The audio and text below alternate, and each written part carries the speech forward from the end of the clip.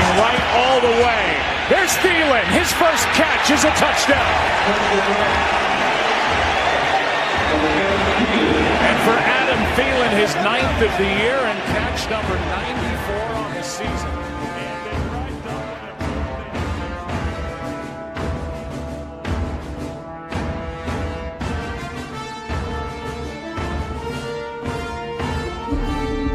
Hello, let's go. It's your man, Flip Mozzie. Thank you for joining me for 15 minutes today. We are in week 14. The Minnesota Vikings sit at 6-5-1, coming off a 14-point loss to New England, heading to Seattle for a pivotal conference matchup. Our Purple now lie at 0-4 against teams with winning records, 3 left on the schedule, so they still have time to prove their playoff potency.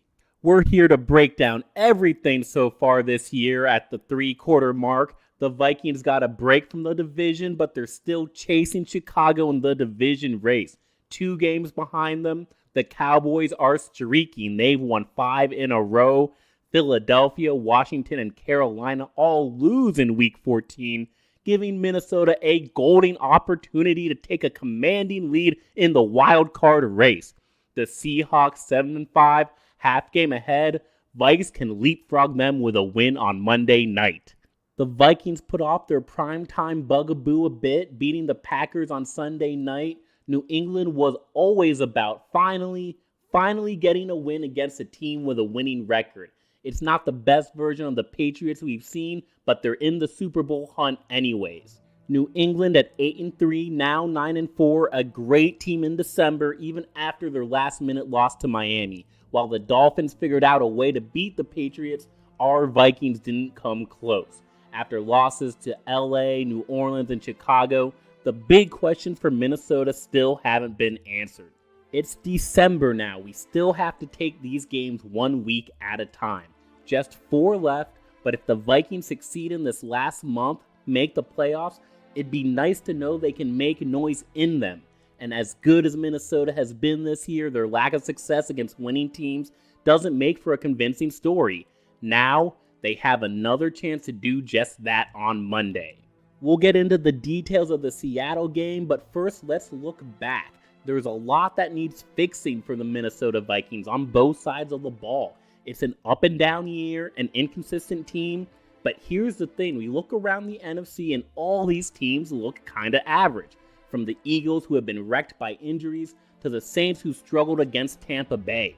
There is a month, plenty of time for this team to get right. There are frustrations with the offense. Kirk Cousins gives us all the numbers, but half of the wins. They struggle to get Dalvin Cook fully involved. There seems to be a lack of creativity, most likely due to the mediocre offensive line. Overall, defenses adjusted to take away Stephon Diggs and Adam Thielen. They did this like 2 months ago, and the Vikings have looked limited with the ball ever since. This month, they have to find their own adjustment to operate through secondary weapons, open things back up for their stars. Now, the defense isn't free of blame either. They're still very good against big plays and on third down, but early downs are killing them. The pass rush disappears at times, allowing quarterback scrambles and running back passes to move the ball against them. Offenses have adjusted to look for opportunities against Zim's defense early on first and second down. Zimmer also needs to adjust. Call some of those third down schemes earlier rather than keeping them in his pocket. And down the stretch, the Vikings simply need huge efforts from Danielle Hunter and Everson Griffin. Again, every team has warts. This fan base is in a weird place right now, like a teenager in puberty. So obsessed with their own problems that we're failing to realize everyone else has them. I've seen Zimmer figure it out in December before. Full faith here the Vikings can figure out their issues while others crumble. All eyes on a home playoff game.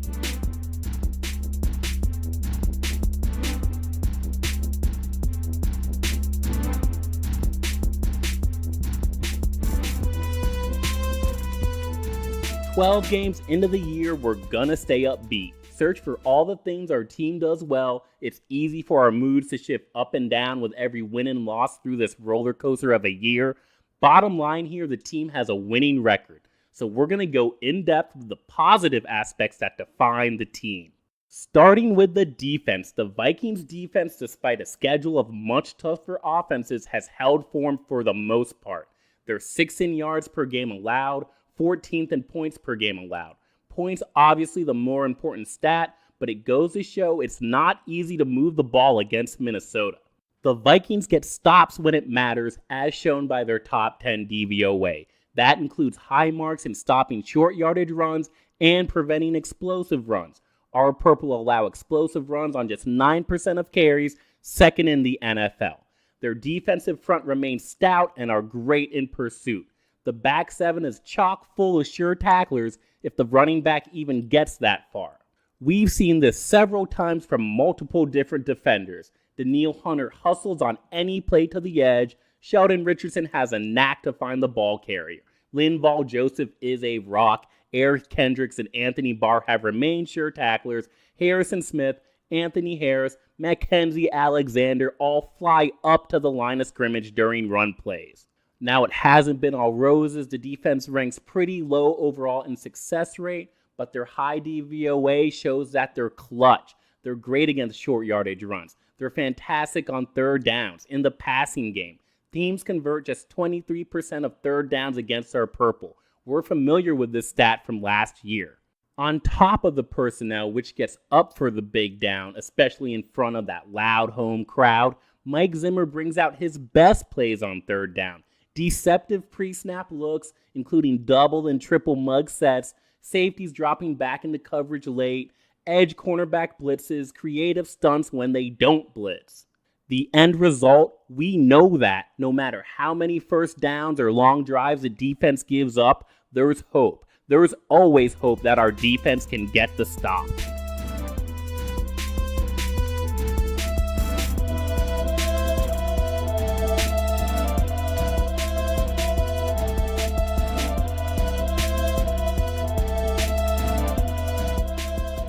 On offense, Minnesota is a pass-focused attack, 7th highest pass yards in the NFL, 8th in success rate. The attack features 2 elite receivers, both eyeing 1,000-yard seasons with 4 games to go. The route running and contested catches that brought Diggs and Thielen to prominence still on display every week. We've also seen Aldrick Robinson come alive and Dalvin Cook featured more in the passing game, with overall positive results. This gives Minnesota 5 viable passing weapons. Success rate shows Kyle Rudolph at 66% and Thielen at 62% are the most effective options. Both are top 10 in DVOA. The Vikings are the most efficient team in the NFL when passing to tight ends. Kirk Cousins uses these options best during play actions. Cousins has looked hesitant at times in a normal pocket behind a shaky offensive line. Everything transforms during play action, striking with confidence down the field on double moves to the main 2 guys. Diggs and Thielen used heavily. They're the engines of the Minnesota offense, drawing 53% of passes combined this year. When we're watching our Purple with the ball, we should be licking our chops after run fakes and enjoying the amazing plays made by our 2 elite receivers on a weekly basis.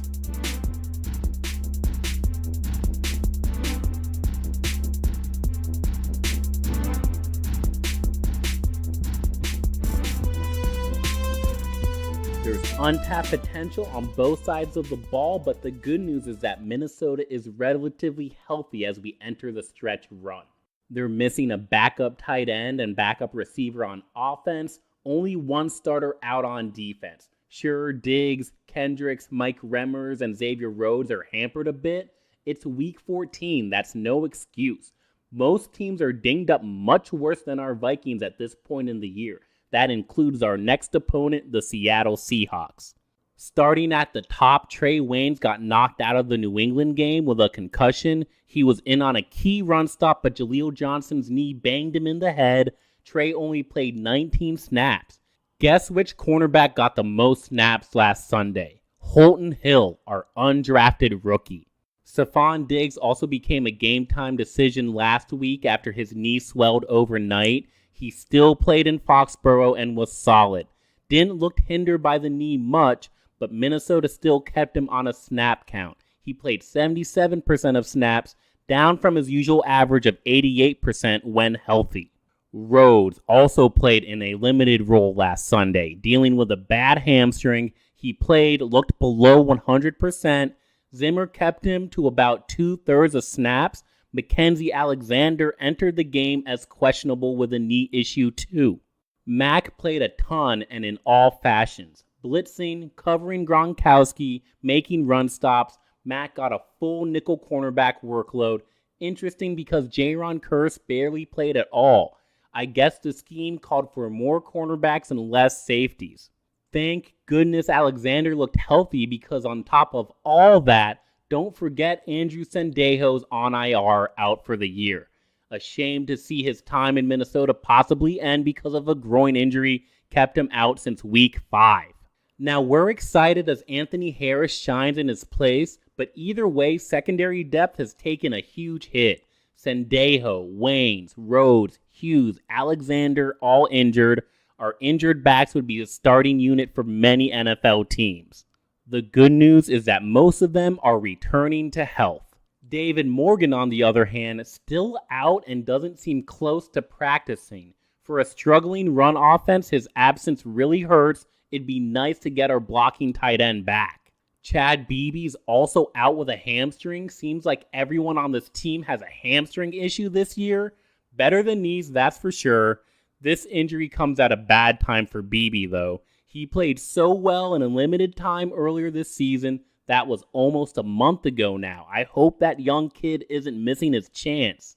At the end of the day, Trey Waynes will sit this one out. Eric Kendricks is listed as questionable. For the Seahawks, they're going to be missing their offensive tackle, DJ Fluker, and their linebacker, KJ Wright.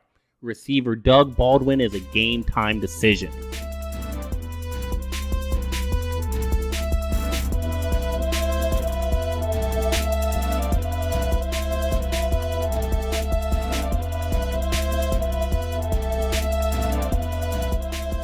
Now, let's preview the Monday night matchup against the Seahawks. We should not go into this game nervous. We should be excited. Our up and down squad is coming off a down game, and I expect them to respond. Let's see if they bounce back like they did after New Orleans, after Chicago. A tougher opponent, but a beatable opponent. Seattle doesn't scare me. Yes, they've won 3 in a row. They're 7-5, a half game over Minnesota. Is that really enough to be intimidated? If Dan Carlson makes a field goal back in week 2, our Purple have the same record as the Seahawks. That's why I'm making my first prediction of the season, a win for the Minnesota Vikings. 24-21 nail-biter, but a win nonetheless. The Vikings have scored 24 points in 3 of their victories this year. Let's make it 4 and get back excited for this Vikings football team. Seattle's a strong team. They're top 10 in points scored and points allowed, but their advanced metrics don't support those ranks. On offense, they stand at 14th in running success, 24th in passing success. Explosive plays are the root of Seattle's attack. They generate them in both the running and passing games. What does Minnesota's defense do well? We discussed it before. They eliminate those big plays. Take that away from the Seahawks offense and they're left with an elite quarterback throwing to subpar weapons. Russell Wilson is the only matchup we should fear. The Vikings struggle against mobile quarterbacks. Scat-back running backs also give our Purple defense trouble, but Seattle doesn't have one of those. Pass-catching tight ends are a staple for beating the Zim Reapers. The Seahawks don't have that either. Give me Xavier Rhodes on Doug Baldwin. Give me Eric Kendricks and Anthony Barr behind Linval Joseph to stop that Chris Carson-led rushing attack. Sorry, but I'm not sorry. I love these matchups. The game plan to stop Seattle is simple. Stop their rushing, make them one-dimensional, then contain Wilson and eliminate the big plays. Easier said than done, but let's see if the Seahawks will be able to march down the field on the Zim Reapers. On defense, they're 18th and 25th against the run and pass. They let up big plays in the run game too, just like New England, and they have a much worse pass defense than the Patriots. Listen here, the Patriots rank 4th in success rate and yards per target against receivers.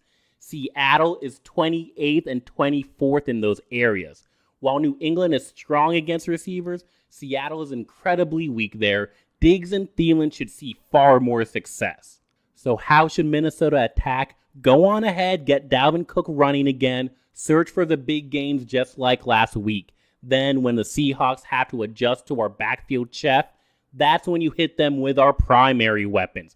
Kirk Cousins needs to dismantle that Seahawks defense. We've given him all the tools.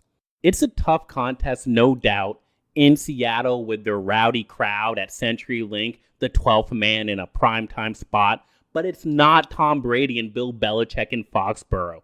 This was always the more winnable of these two road games.